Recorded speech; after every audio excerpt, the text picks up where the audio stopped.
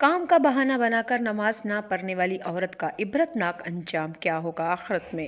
ایک عورت جو نماز نہیں پڑھا کرتی تھی جب مر گئی، میں خداوندی ہوا کہ اس کو دوزخ میں پھینک دیا جائے۔ عورت رونے لگی، ہاتھ جوڑنے لگی، گریا کرنے لگی، اللہ مجھے معاف کر دے، مجھے جنت میں بھیج دے، اللہ میری توبہ قبول کر لے، اللہ مجھے معاف کر دے۔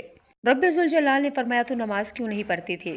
اس نے کہا کیسے یا رسول اللہ، میرے بچے چھوٹے چھوٹے تھے، مصروفیت تھی، گھر کے بڑے کام کاج کرنے ہوتے تھے، بچے تھے، کپڑے پلیت ہوتے تھے، جس طرح کے ہم بہانے بنایا کرتے ہیں۔ ہمارے بہانے بھی ایسے ہوتے ہیں کہ گھر کے کام ہے کہ ختم نہیں ہوتے، آج کمر میں درد ہے، آج تھک چکی ہوں، آج بچے چھوٹے ہیں، آج گھر کے کام کرنے ہیں، آج بچے نے میرے کپڑوں کے اوپر پیشاب کر دیا ہے، آج میں کل نہاؤں گی تو پھر نماز پڑھوں گی۔ یقیناً اس عورت نے بھی یہی بہانے سنائے ہوں گے۔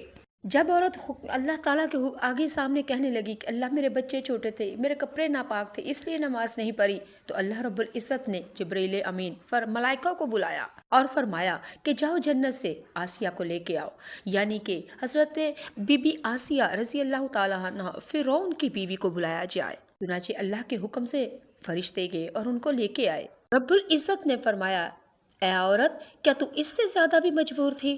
کیا تیرا شوہر تجھ پہ اس کے شوہر سے بھی زیادہ ظلم کرتا تھا؟ کیا تو اس سے بھی زیادہ وقتوں میں گھیری ہوئی تھی؟ عورت رونے لگی اور روتے روتے اس عورت کا چہرہ پہچاننے لگی کہ آخر کون ہے یہ عورت؟ تو حکم خداوندی ہوگا، فرعون کی بیوی آسیہ ہے یہ۔ اس کا شوہر بد زبان تھا، بد لحاظ تھا، ظالم تھا، ظلم کیا کرتا تھا، لیکن پھر بھی اس نے میرا سجدہ کرنا، میری بندگی کرنا اور مجھے یاد کرنا نہیں چھوڑا، تب بھی یہ عبادت کرا کرتے تھے۔ بتا، کیا تو اس سے زیادہ مجبور تھی؟ کیا اس کا شوہر سے زیادہ تیرا شوہر بد اخلاق تھا، بد زبان تھا، بد لحاظ تھا؟ اگر یہ سارے معاملات ہونے کے باوجود نماز نہیں چھوڑتی تو تجھے کیا موت تھی؟ اتنے خداوندی ہوگا کہ اس عورت کو جہنم میں پھینک دیا جائے۔ میری پیاری بہنہ، ہم گھر میں ذرا ذرا سی بات کے اوپر بہانہ بنا لیتے ہیں، نماز تو ہم پڑھنے کے لیے آتے ہی نہیں، اور اگر کبھی کسی بڑی محفل میں کوئی ایسا دل آ ہی جائے تو ہم پتہ کیا کہتے ہیں، آج نہیں کل سے نماز شروع کریں گے، کل سے نماز شروع کریں گے۔ او پیا، کل کنے ویکھی ہے؟ کل کسی نے نہیں ویکھی، تم کل کی بات کرتے ہو، تجھے کیا امید، تمہیں یقین، کیا تم گارنٹی دیتے ہو کہ تیرا اندر والا سانس باہر اور باہر والا سانس اندر آ جائے گا؟ ارے تم کل کی بات کرتے ہو، کیا تجھے پتا ہے اگر تو بیٹھا ہے تو اٹھ سکے گا، اگر اٹھا ہے تو بیٹھ سکے گا، اگر کھڑا ہے تو لیٹ سکے گا؟ لگا ہے کل کی بات کرنے۔ خدا کا واسطہ ہے میرے بہن بھائیوں، کل کسی نے بھی نہیں دیکھی، اور آج کا کام کل پہ تو کبھی بھی نہ چھوڑو۔ الحمدللہ الحمدللہ، اللہ رب العزت کی یہ عبادت اتنی محبوب عبادت ہے کہ ایک دن کے اندر 5 دفعہ فرض کر دی گئی۔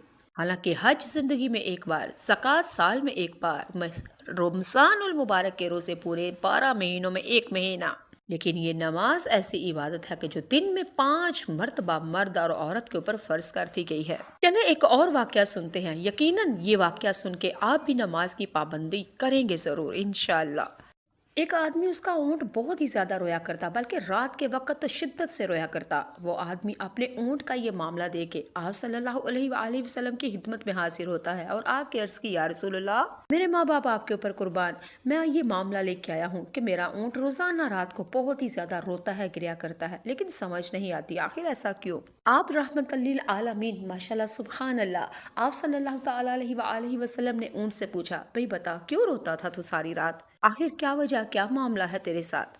اور اس اونٹ نے نبی کریم صلی اللہ علیہ وسلم کی طرف متوجہ ہو کے عرض کی، کہا یا رسول اللہ صلی اللہ علیہ وآلہ وسلم، میرا یہ جو مالک ہے نماز عشاء نہیں ادا کرتا، اور بغیر نماز عشاء پڑھنے کے وہ سو جاتا ہے، اور اس کے بستر کے نیچے اس آگ کو میں دیکھتا ہوں اور اس آگ کو دیکھ کے میں روتا ہوں۔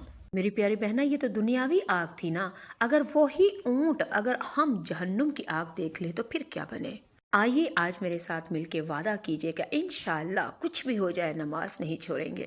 اور نماز تو کربلا میں بھی معاف نہیں تھی، تجھے اور مجھے کس نے معاف کر دی؟ پچھلے گناہوں کی توبہ کرتے ہوئے اور آگے کبھی بھی نماز کو ختم نہیں کریں گے، قضا نہیں